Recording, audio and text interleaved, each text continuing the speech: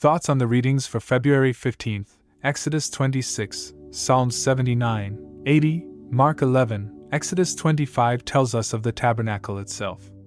Verses 1 to 14 describe the curtains which served as the roof of the tabernacle.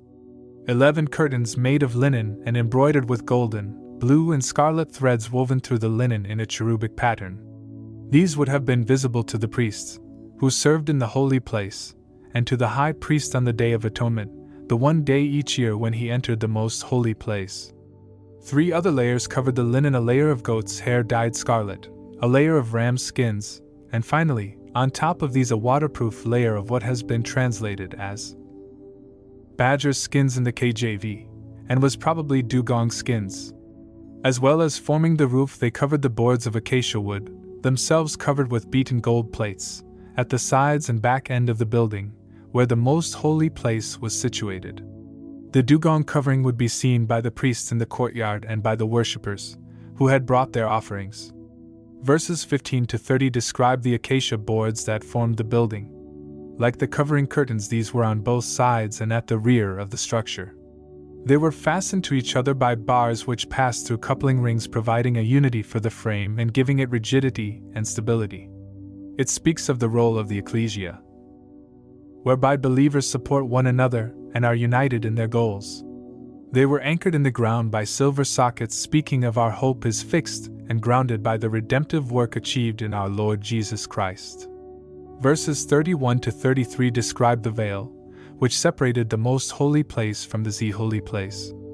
Again, the veil, which was linen and interwoven with threads of blue, purple, scarlet, and gold, spoke of the work of Christ, in whom we can draw near to God. The writer to the Hebrews tells us that it spoke of the nature of Jesus, through which the divine characteristics inherited from his Father were woven. See Hebrews 9 verses 19 to 23. At the precise time Jesus died on the stake, the veil in Herod's temple was torn from top to bottom. Matthew 27 verse 51. This tearing of the temple curtains spoke of the removal of the sacrificial code of the Mosaic law, and the bringing in of a better hope for faithful believers. Verses 34 to 35 provides a brief overview of some of the items of furniture within the holy and most holy places. The last verses of this chapter tells us of the entrance curtains through which the tabernacle was entered. It was a linen screen of embroidered needlework with several similarities to the inner veil. It spoke of Christ, who is the door, or way of approaching the Father. John 10 verses 1 to 6, 14:6. Psalms 7, 9, and 80 are 2 further psalms from this cluster of Asaph writings, and Book 3 psalms related to the sanctuary. In Psalm 79 we have a plea for God to arise and deliver his people from their despised and downtrodden situation. It is a psalm of the exile period when Israel found themselves in Babylonian captivity, and Jerusalem was in ruin. The first 4 verses tell of the devastating scenes as Babylonia took the city. Verses 5 to 7 call upon the Almighty to help and to rise to repay the oppression. From verses 8 to 12 the writer remembers the wrongdoing of God's people and pleads for his sovereign to remember to show mercy with his justice.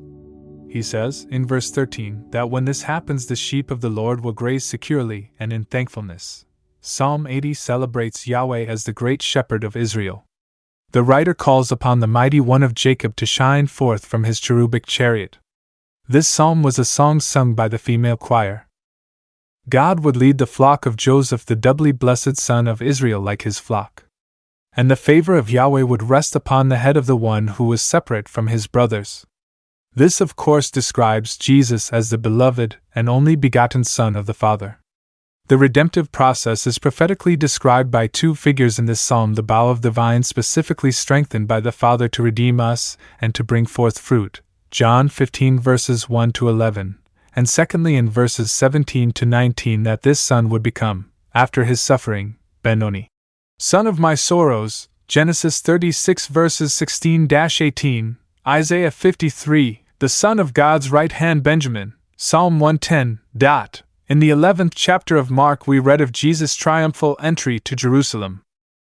He rode on a donkey, a colt the foal of an ass, in fulfillment of the prophecy of Zechariah 9. It was an animal that had never been ridden. It seems to suggest that our Lord Jesus would be the ruler/rider of the Gentiles. The crowd strewed their clothes and palm branches before Christ's path, and shouted, "Hosanna, save now," as the prophecy predicted. We are additionally told they recited Psalm 118 verse 26.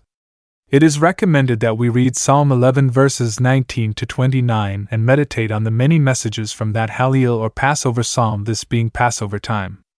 As it was late, our Lord and his apostles headed to Bethany.